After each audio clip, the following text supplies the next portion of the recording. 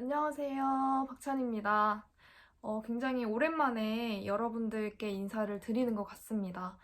너무 영상을 늦게 올려서 죄송하고요. 또 기다려주신 분들께 또 너무 감사하다는 말씀을 먼저 드립니다. 오늘은 제가 시험을 봤던 후기를 좀 여러분들과 공유를 하려고 영상을 찍게 되었습니다. 바로 강원도 초등 임용인데요. 오늘은 일단 이번 영상은 1차를 제가 어떻게 준비를 했는지를 여러분들께 알려드리고자 합니다.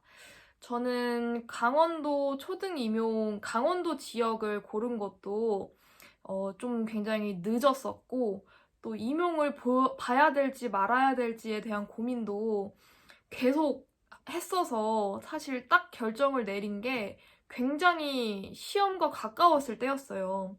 그렇기 때문에 1차를 준비를 한 게 남들보다 많이 짧았어요. 일주일이 안 되는 시간 동안 그 1차를 준비를 했어야 됐는데, 결과는 19점이 나왔습니다.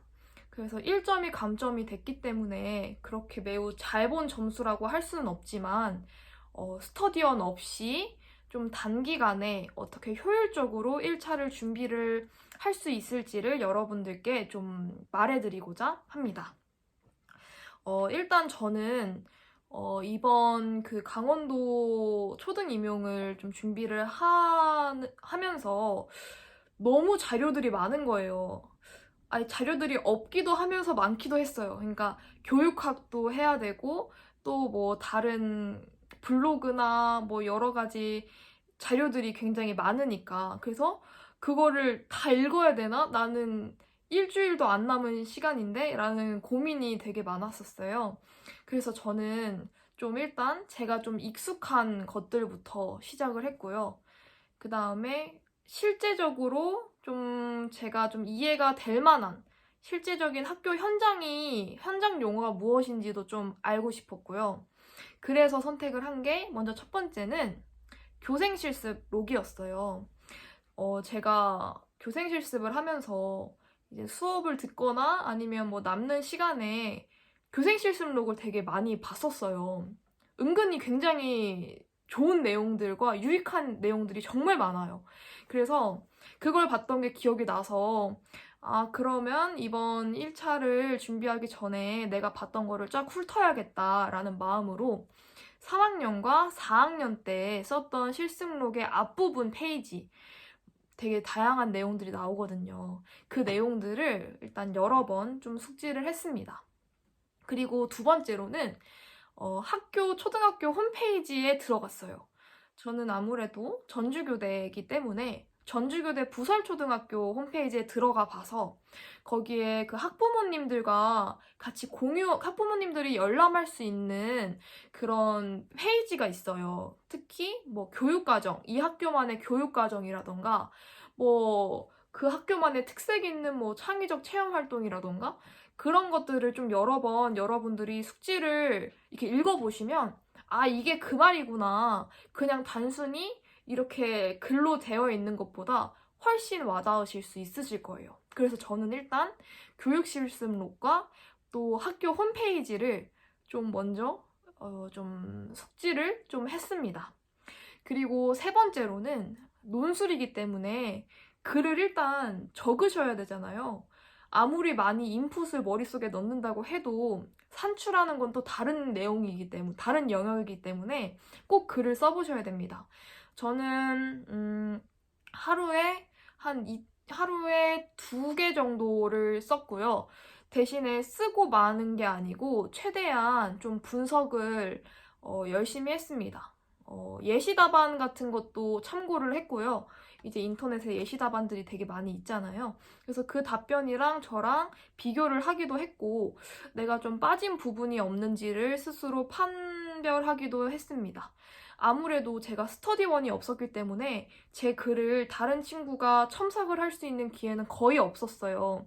사실 한 번 있었는데, 그 동기랑 저의 음악과 동기와 이제 한 번 막 이렇게 모여서 쓴 거를 첨삭해보는 시간을 제가 예전에 방학 때 한 번 했었거든요.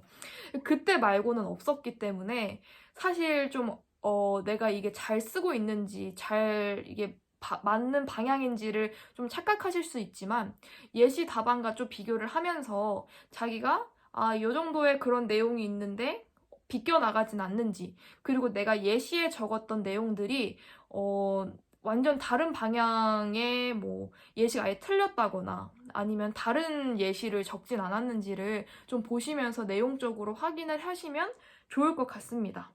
그리고 좀 글을 쓸 때 팁이 있다면 좀 문장을 너무 길게 쓰는 것보다는 단문을 쓰는 게 굉장히 가독성을 높이는 데 좋습니다.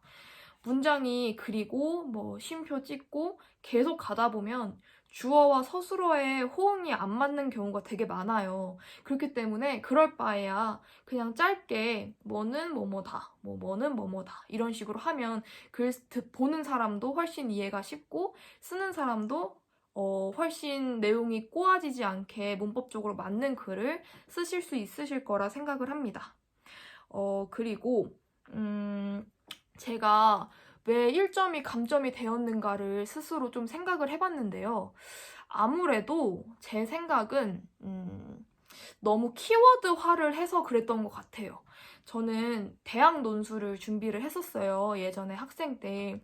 그때는 내식으로 이 단어를 나만의 어떤 용어로 키워드화하는 게 굉장히 중요했었거든요. 그래서 이번 강원도 1차 논술에서도 그런 교육학 내용이 나온 게 있었어요. 그거는 아예 교육학의 주제가 있기 때문에 키워드가 딱 정해져 있는 단어였던 게 기억이 나요. 답이 어느 정도 있었던 거죠. 근데 저는 그거를 교육학을 볼 시간이 없으니까 많이 못 봤죠. 그러니까 이거를 그때 그 대학 논술 때 경험을 살려서 제 키워드화한 거예요. 예를 들면 뭐 국가교육과정을 그대로 썼을 때는 형식적인 관점, 그리고 학생들이 뭐 학교가 자발적으로 교육과정을 만드는 거는 생성적 관점, 이런 식으로 재화를 시켰는데 오히려 그 부분에서 뭔가 감점을 받지 않았을까라는 좀 생각을 해봅니다.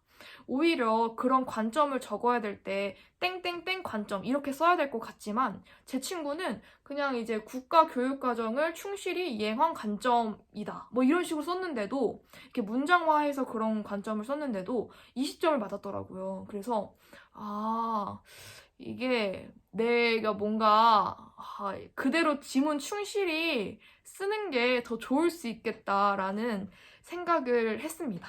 그리고 또 시험을 볼 때 주의점이라고 한다면 그 전날에 또 너무 자극적인 음식을 먹지 않는 것이겠죠. 그러니까 저도 부모님이 강원도 춘천에서 시험을 봤어야 됐기 때문에 전주에서 용산으로 기차를 타고 부모님과 용산에서 같이 만나서 춘천을 갔는데요. 이제 제가 그날 아무것도 못 먹고 용산에 올라온 거예요. 그래서 저희 부모님이 제가 닭발을 좋아하니까 닭발을 포장을 해오신 거예요. 근데 부모님도 그냥 닭발은 찬이가 좋아하니까 잘 먹겠다 싶어서 했는데 저도 별 생각 없이 맛있다 하면서 막 먹었는데 다음날 배가 너무 아픈 거예요. 그래서 속이 너무 안 좋아서 중간에 그 화장실을 가야겠다 마음을 먹었어요. 그래서 화장실을 가도 되겠냐 손을 들었는데 그러면 아예 퇴출이더라고요. 그래서 참고 시험을 봤던 기억이 굉장히 강렬하게 남아 있습니다. 그래서 여러분들도 일단 그 전날은 최대한 편안한 음식을 드시고 또 제가 말씀드렸던 여러 가지 꿀팁과 섞어서 시험을 준비를 하신다면 저보다도 훨씬 더 좋은 점수 그리고 더 안정적인 점수를 받으실 수 있으실 거라 생각을 합니다. 영상 시청해주셔서 감사합니다.